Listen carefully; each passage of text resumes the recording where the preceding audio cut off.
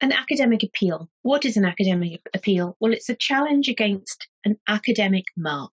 Things to consider: if disability is a feature of an academic appeal, or you think that the student may have a disability that has not yet been disclosed.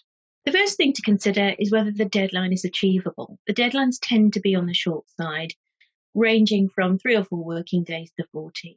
It's unlikely that you're going to get a long enough deadline which will accommodate any students who have a disability, particularly learning disabilities or mental health issues, which is going to make navigating through the process much more difficult.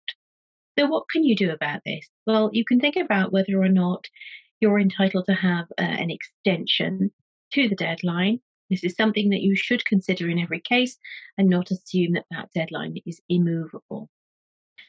You need to also to consider whether or not a disability that the student had was aggravated at any point during their studies, and whether this will have an impact on the facts of the case of the appeal. You also need to consider whether there is a current disability, a new disability, or often called a late diagnosis. So, assuming that the disability is disclosed either before or during enrolment, what is supposed to happen? Well, the student is assessed by an internal disability team. The student is at some point provided with an individual needs assessment report or something similar. Reasonable adjustments that have not been anticipated, so they would be over and above the usual adjustments the university would have in place under its anticipatory duty. Additional reasonable adjustments will be authorised.